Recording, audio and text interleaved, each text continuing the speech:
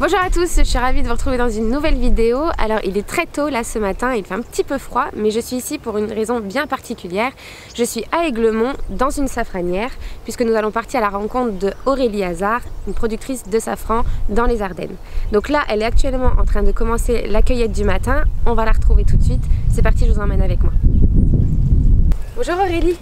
Bonjour Mégane. Vous allez bien? Oui, très très bien. Alors la cueillette des crocus se termine. Ce que je vois, il n'y a plus beaucoup de crocus. Alors expliquez-moi un petit peu justement ce qu'est le crocus, qu'est-ce que le safran et comment on le cultive. Alors le crocus, c'est un crocus particulier, un crocus sativus, oui. Et c'est lui qui va nous permettre d'avoir le safran. Le safran, ce sont les pistils rouges, les 3 petits filaments rouges que vous avez à l'intérieur, qu'il va falloir faire sécher. Et fin novembre, début décembre, il se sera transformé, ça deviendra l'épice, le safran. La récolte, elle va se passer au mois d'octobre-novembre, toujours au mois d'octobre-novembre. Ça commence petit à petit, ça va une dizaine de fleurs, 100 fleurs, 500 fleurs, et ensuite ça va monter par pic. Donc on va avoir 10 000 fleurs, une journée de repos, 12 000 fleurs, une journée de repos, et on est monté jusqu'à 16 000 fleurs. D'accord. Un petit plateau, et ensuite ça va descendre tranquillement. Et là justement, on est vraiment dans la phase descendante. Aujourd'hui, on pense avoir à peu près 600 fleurs, tranquillement 600 fleurs. D'accord. Et cette variation, ça dépend de quoi? De la météo? Alors essentiellement la météo, mais c'est aussi dû au cycle végétatif de la fleur qui pousse comme ça. Après, nous, par exemple, dans nos pays, je veux dire nos pays froids, on n'a pas de période de récolte vraiment. On peut récolter le matin, le midi ou à 18 h. C'est pas du tout gênant parce qu'en fait le soleil, même en plein midi, il va pas être suffisamment fort pour griller les pistils. Alors que dans les pays chauds comme au Maroc, en Tunisie, en Iran, Cachemire, c'est le soleil qui vraiment va griller les pistils. Donc eux, ils sont obligés de récolter très très tôt le matin. Et du coup, est-ce que le safran en est meilleur ici ou... Alors le safran français, pas que le mien, mais le safran français à règle générale est considéré comme l'un des meilleurs parce que justement c'est nous qui maîtrisons le séchage. C'est pas le soleil qui décide du séchage, c'est vraiment les safraniers qui gérons cette étape-là. Donc le safran français, le safran des Ardennes est d'excellente catégorie. Nous on a fait analyser notre safran et on est catégorie 1. Cocorico, un petit coup de... Super, ça c'est une bonne nouvelle. Et alors pour revenir un petit peu à votre expérience, quand est-ce que ça a commencé tout ça et d'où vous est venue l'idée justement de commencer cette production? Alors le safran des Ardennes existe depuis 2009. Avant on était à Launois-sur-Vence, c'était Nathalie et Xavier Lièche qui avaient l'exploitation du safran des Ardennes. Et nous, on a repris l'exploitation, ça va faire 2 ans et demi maintenant. On était amoureux tout simplement du terroir, amoureux de la terre, amoureux des épices. Et le safran permet d'allier justement ça, le côté culinaire, le côté d'un peu terroir, le côté visite de l'exploitation, toutes les parties un peu touristiques qui nous intéressaient vraiment. Du coup, est-ce que vous pouvez me montrer, parce que moi je suis curieuse et j'aime bien tester, comment on cueille le crocus pour ne pas l'abîmer et qu'on en ait une bonne récolte?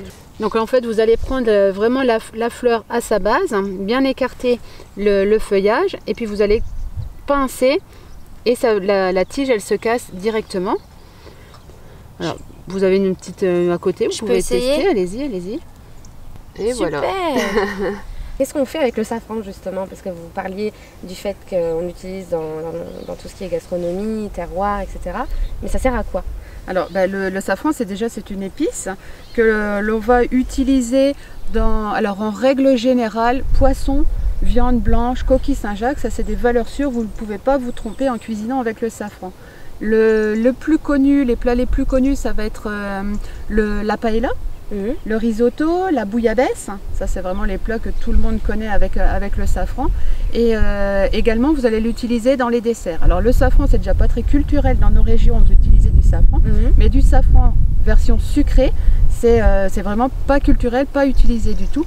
Mais par contre, c'est vraiment très très bon. Une salade de fruits avec un sirop de safran dessus, un régal. Vous allez laisser réhydrater votre safran dans du lait et vous allez utiliser ce lait-là pour faire un gâteau, pour faire une crème brûlée, du riz au lait, une brioche.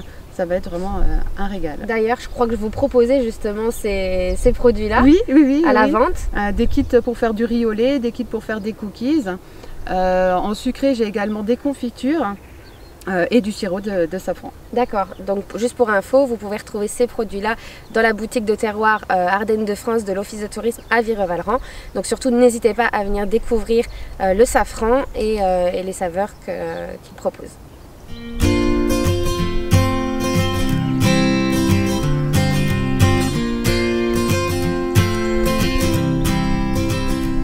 Voilà, donc maintenant qu'on a accueilli quelques fleurs, est-ce que vous pouvez me montrer où se passe l'émondage, votre atelier? Pas de souci, on y va. Super, allez, c'est parti. Donc là, Aurélie, on est dans votre local, votre atelier, où vous pratiquez donc l'émondage des crocus. Tout se fait manuellement, c'est bien ça? Voilà, tout est manuel, de la plantation jusqu'à la récolte, l'émondage, aucun moyen de mécaniser ces étapes-là. Alors comment on procède? Comment ça se passe? Donc en fait là vous allez vraiment bien écarter les pétales de la fleur et puis vous allez attraper les pistils, n'ayez pas peur, ils sont quand même, pour le moment ils sont frais donc ils sont encore assez solides. Et puis juste à tirer? Voilà, du moins plutôt vous allez pincer avec votre ongle pour les couper. Donc là il y a une étape qui est quand même importante, je vous montre la totalité du pistil, donc toujours par 3 et puis vous avez bien la partie jaune, du moins blanche, jaune, orange et la partie rouge. Et en fait pour vraiment avoir un safran de qualité, il faut vraiment couper entre le orange et la partie rouge. D'accord. Là vraiment, je fais vraiment très attention là-dessus pour ne vraiment pas avoir de partie orange parce que tout ça, eh ben, en fait, ça apporte l'amertume au safran et en plus c'est du poids supplémentaire, ça peut faire partie d'une fraude par exemple. Je vous vends ça pour du safran alors que ça ce n'est pas du safran. D'accord. Là vous avez des différents échantillons pour montrer les vrais et le faux safran. Donc tout ce qui fraude et tout ce qu'il faut faire pour ne pas se faire avoir justement. La prochaine étape, donc ça sera ce soir qu'on va faire ça une fois que tout l'émondage sera fini. On va faire sécher les pistils, ils vont perdre 80% de leur poids en eau. Et ensuite on va les mettre dans des bocaux hermétiques et il faut qu'ils gagnent en maturité, donc à l'abri de la lumière. Ils vont vraiment gagner en maturité, ils vont se transformer à ce moment-là en safran. Eh bien, merci Aurélie de nous avoir accueillis dans votre safranière. C'était très instructif. Moi, j'ai appris plein de choses. Je suis ravie. Mais avant de partir, j'aimerais vous poser une petite question. Est-ce qu'il est possible pour nos visiteurs ou les personnes qui regardent cette vidéo de venir visiter la safranière? Ah oui, pas de souci. On propose 2 formules. Donc ici dans cette pièce, on va faire des ateliers culinaires. Donc un petit groupe 3 à 6 personnes. Ça va être vraiment un moment convivial. Je fournis tous les ingrédients et c'est à 25 € par personne. Et vous repartez avec les plats qui ont été préparés. Et dans la pièce d'à côté, on va faire des visites de l'exploitation. C'est ouvert toute l'année. On va faire en première partie, une partie un petit peu théorique. On va expliquer tout sur le bulbe, la plantation, la récolte, la cuisine, tout ce qui est médicinal. Vraiment faire une généralité sur le safran. Des dégustations, donc en fonction de mes envies, en fonction de la saison également, du salé ou du sucré. Et on peut faire aussi, si c'est en période de récolte, donc octobre-novembre, aller directement sur la parcelle pour faire un peu de cueillette et un petit peu d'émondage. Et là, les visites de l'exploitation sont à 5 € par personne. D'accord, c'est pas excessif, donc c'est intéressant, profitez-en surtout. Eh bien, écoutez, merci beaucoup encore une fois Aurélie, c'était un plaisir. Et moi je vous dis à bientôt dans une prochaine vidéo. À bientôt, bye. Au revoir tout le monde.